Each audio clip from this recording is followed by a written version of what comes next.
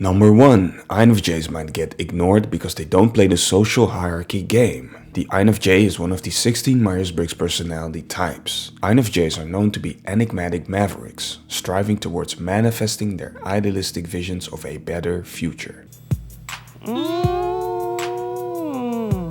They tend to approach life with deep thoughtfulness and imagination. Their inner vision, personal values, and a quiet, principled version of humanism guide them in all things. It is a known fact that INFJs despise hierarchy, especially when it's apparent within a work setting at a company they work for. A company they work for, you ask? Aren't INFJs iconoclasts, striving for financial freedom to be creative and live life on their own terms? Well, yes, definitely. But the reality is this is a real challenge to achieve. And in the meantime, an INFJ has got to eat. So back to the office space where an INFJ might be working for some corporation.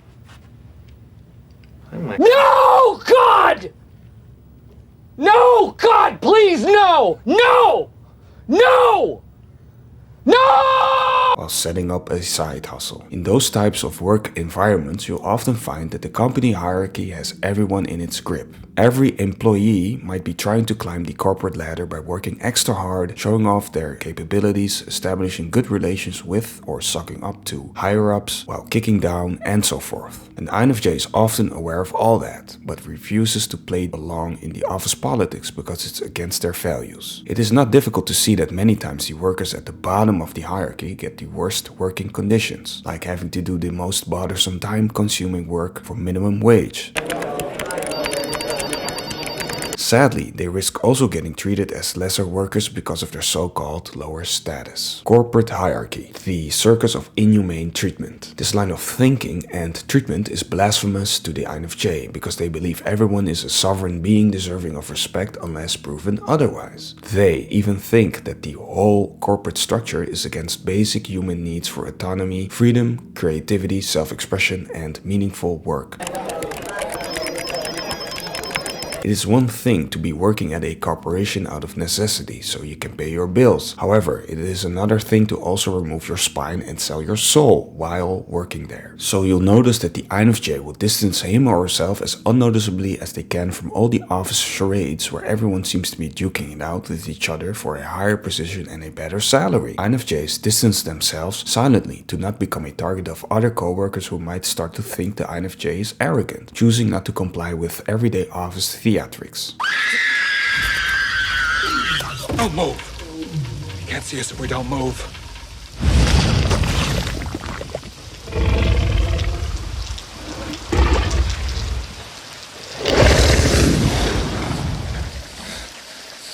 When the co-workers who would throw anyone under the bus for a raise find out that the INFJ is not playing along with the gossip-spreading, mobster alliance-forming activities, they'll ignore the INFJ or target them. Luckily, most INFJs see this coming and have the social skills to be strategically social enough with everybody, so that they fly under the radar to avoid becoming a target. Because the INFJ values integrity too much to let him or herself be used as a pawn in the social office drama chess game.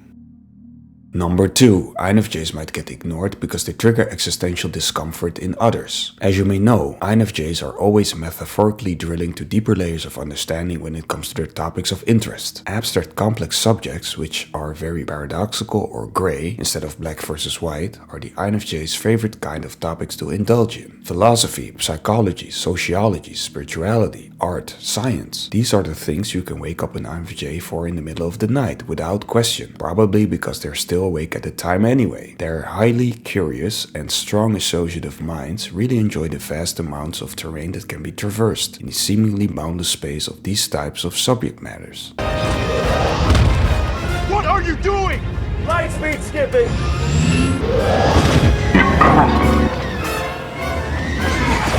As beings with a holistic view and approach to life, INFJs indulge in their own interwoven constellation of concepts that seem to link philosophy, psychology, sociology, spirituality, art, and sciences together. Consciously or unconsciously, this is the INFJ's greatest dream and gift, to add their few unique strokes of paint to the eternal masterpiece painting called life, in an attempt to make it slightly more high resolution to oneself and others. Too deep, too soon. In reality, however, not everyone is willing or able to discuss such complex matters. It seems that most people like to have clear-cut, closed-end answers to questions, because an answer veins understanding. One needs to be able to be comfortable that there perhaps isn't a real answer that encompasses every aspect when dealing with complex subjects like philosophy. Also, one needs to be able to hold two contradicting thoughts when dealing with paradoxical topics, something that can be very confusing and exhausting to most. Also, subjects like psychology and spirituality might trigger an existential fear or uncomfortable feeling in many people. The INFJ is very much equipped for handling such topics and frequently talks about these things, whether they are the brighter sides or darker sides.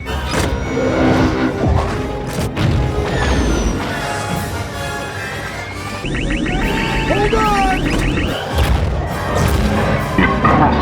For example, they might mention how valuable life is and immediately follow up with that we need to live it to the fullest before our ephemeral incarnations cease to exist. INFJs might just casually drop this line while talking to strangers at a baby shower. Yet, despite their excitement about this, they might get ignored a lot because most people aren't that comfortable talking about these course-shaking existential topics and would like to return home safe and sane from the cocktail party. Number 3. INFJs might get ignored because they fade into the background. Introverts in general don't really like to be the center of attention, and INFJs are no different. What's more is that as social chameleons, INFJs go the extra mile to make sure there's harmony within a group setting that they're a part of. With high empathy and a strong focus on other people's emotional well-being coming from their extroverted feeling function, they allow a lot of space for others to talk, be, and express themselves. INFJs even foster this further by asking thoughtful, deepening questions to those people. This can be wonderful for those who are on the receiving end of all that attention. However, one of the INFJ's pitfalls is going overboard with their focus on others, so much so that they completely forget about themselves. They risk not allowing themselves some empathy and space to be and express themselves. The extroverted feeling autopilot is a strong one, and it takes considerable amounts of awareness and practice to override it. So, in many cases, INFJs get ignored because they fade into the background while attending to everything and everyone's emotional well-being in a group setting. Others might not even willingly ignore the INFJ. Many people just get caught up in the warm, emotional atmosphere the INFJ creates. My body all over your body, baby. Your body all over my body, baby. And just let go by telling everything about themselves and often forgetting to reciprocate. Perhaps because it has been a while that they felt someone was really listening to them and trying to understand them sincerely. Yet the INFJ risks getting its own needs ignored by others and by the INFJ itself due to this tenacious tendency of fading into the background when in a group.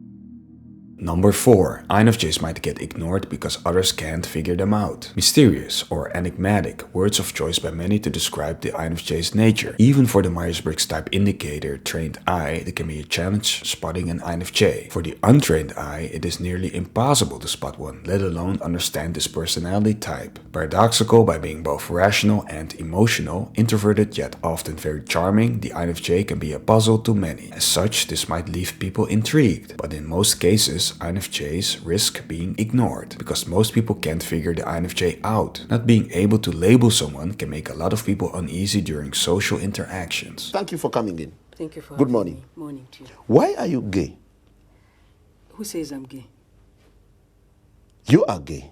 You are a transgender. Why- To them, there are a few categories of people. Categories that are based on all the different types of people they've encountered in their lives. To which category you belong determines which types of behavior can be expected of you. Due to the INFJ being one of the rarest personality types, most people haven't encountered enough INFJs to even begin forming a mental category of where they would fall into. Lesbian? Homosexual? How can I describe you?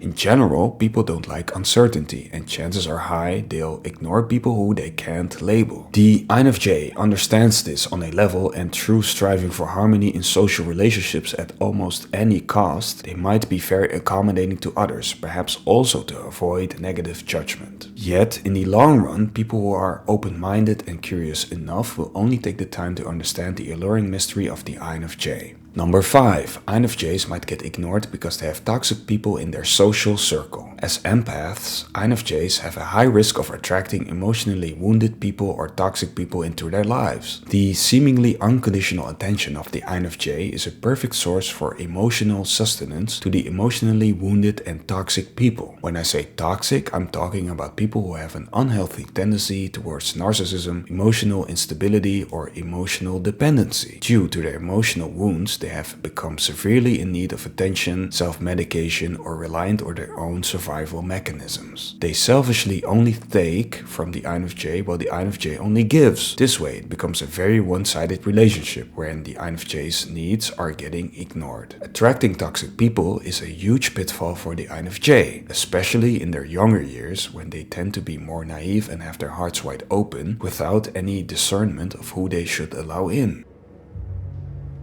Tomorrow you will have your heads cut off. I have chosen to send you as an advance party to hell. Luckily, INFJs get wiser after they have experienced a few painful relationships, which makes them better at weeding out toxic individuals early on.